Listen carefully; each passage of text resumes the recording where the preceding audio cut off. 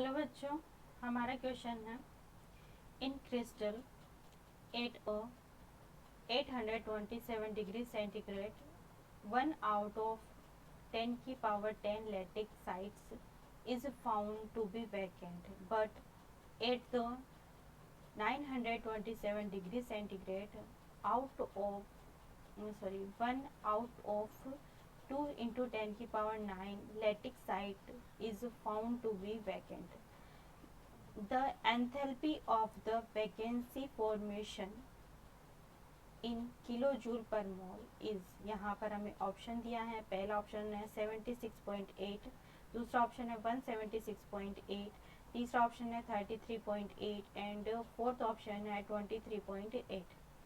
ठीक है, यहाँ पर हमसे पूछा क्या है, यहाँ पर हमसे पूछा है enthalpy enthalpy of the vacancy formation के लिए ये हमसे पूछी है. ठीक है, ये क्या है और हमसे बोला गया है कि वैकेंट साइट एट दो T1 जो हमें दिया गया है, T1 है हमारा 827 डिग्री सेंटीग्रेड और T2 है हमारा कितना 927 डिग्री सेंटीग्रेड है. ठीक है, और हमें यहाँ पर जो गिवन वैल्यूज़ हैं वो हमें गिवन है यहाँ पर वैकेंसी गिवन है वैकेंसी. ठीक है, तो यहाँ पर बोला गया है कि 827 डिग्री जो है उस पर आउट ऑफ 10 की power 10 lattice of the site found to be vacant, इतनी साइट हमारी वैकेंट है. तो वैकेंसी को हम किससे लिखते हैं, एफ से शो कर रहे हैं. ठीक है, और इसको जो मैं लिख रही हूँ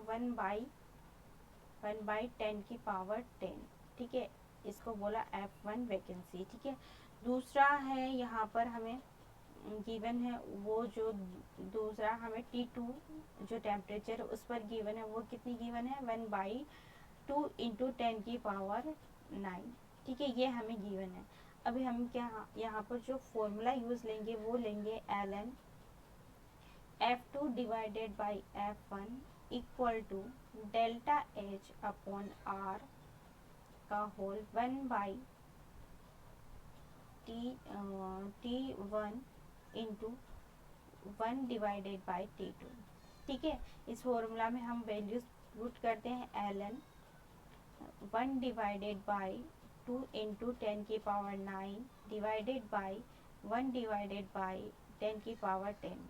ठीक है, इक्वल टू डेल्टा H हमें कैलकुलेट करना है और R की वैल्यू यहाँ पर हम रखेंगे 8.314 जूल पर मोल पर केल्विन. ठीक है, और यहाँ पर हमें जो टेम्परेचर गिवन है वो हमें डिग्री सेंटीग्रेड में गिवन है. हम इसको किस में कैलकुलेट कर लेते हैं, केल्विन में कैलकुलेट करेंगे. तो केल्विन में हमारा जो टेम्परेचर आएगा वो आएगा, इसको प्लस करेंगे 273 के साथ में तो हमारे पास में वैल्यू आएगी 1100 केल्विन. ठीक है, और इसी तरीके से यहाँ पर कैलकुलेट करेंगे तो 1200 केल्विन आ जाएगा. तो यहाँ पर मैं केल्विन में वैल्यू पुट करती हूँ 1100 और यहाँ पर माइनस लिखती हूँ 1200. ठीक है, अभी हम यहाँ पर कैलकुलेट करते हैं तो यहाँ पर मैं ln 10 की पावर 10 डिवाइडेड बाई 2 इंटू 10 की power 9 equal to delta H divided by 8.314 और यहाँ पर हम मैं इसको इस तरीके से लिख सकती हूँ 1200 माइनस 1100 एंड 1100 मल्टीप्लाई विथ 1200. ठीक है, तो यहाँ पर ln इसको कैलकुलेट करते हैं. यहाँ से 10 की पावर 9 से 10 की पावर 10, यहाँ पर कितना बचा 10 बचा, 2 से डिवाइड करेंगे 1 बार और यहाँ पर कितना बचा 5, ln 5 आ जाएगा हमारे पास में यहाँ पर. और डेल्टा H डिवाइडेड बाई 8.314 और यहाँ पर आपका आ जाएगा 100 डिवाइडेड बाई, जब आप इसको मल्टीप्लाई करेंगे तो आएगी वैल्यू 13200 एंड 00. ठीक है, यहाँ पर 20 से 20 आप कैंसिल आउट कर सकते हो और ln 5 की वैल्यू कितनी होती है 1.609 equal to delta H upon 8.314 और 1 डिवाइडेड बाई 1320. ठीक है, आप इसको इधर ले जाएंगे, वैल्यू को मल्टीप्लाई करेंगे 1.609 multiply with 8.314 equal to delta H. इसको भी आप मल्टीप्लाई करेंगे तो आपके पास में, सॉरी डिवीजन को करेंगे तो आप सॉल्व करेंगे तो 0.0000755 वैल्यू आ जाएगी। ठीक है, यहाँ पर आप इसको कैलकुलेट करेंगे मल्टीप्लाई को तो यहाँ पर वैल्यू आएगी 13.37 वैल्यू आ जाएगी equal to delta H multiply with this value. तो मैं इसको इस तरीके से लिख सकती हूँ 75 मल्टीप्लाई विथ 10 की पावर 6 -6। ठीक है, तो यहाँ पर जो वैल्यू आ जाएगी मैं इसको इधर लेके जाती हूँ, इस वैल्यू को मैं इधर लेके जाती हूँ तो हमारे पास में 13.37 डिवाइडेड बाई 75 इंटू 10 की power -6 equal to delta H. तो ये जो वैल्यू आएगी यहाँ पर कैलकुलेट करने पर वो आ जाएगी आपकी, इसे 10 की पावर 6 को ऊपर ले जाएंगे और यहाँ पर आ जाएगी 0.178 चूँकि हमें यहाँ पर आंसर किस में देना है, केजी में देना है। ठीक है, किलो जूल पर मोल में देना है।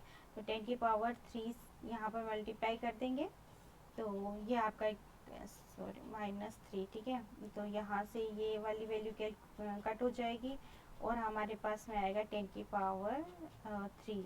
ठीक है, और इक्वल टू डेल्टा एच, ये हमारे केजी में आ गया है। मैं इसको इस तरीके से भी लिख सकती हूँ 176.8, इसको कैलकुलेट करने पर आएगा 16.8, यहाँ पर आ जाएगा, आप यहाँ पर 8 है, 0.1768 इंटू 10 की पावर 3 और इसको मैंने अप्रोक्सीमेट ये लिखा है। ये आपका आंसर जो आया है, ये आंसर आया है आपका डेल्टा एच इक्वल टू आ गया आपका 176.8 किलो जूल पर मोल। तो हमारा जो करेक्ट आंसर है वो है option number B. Thank you.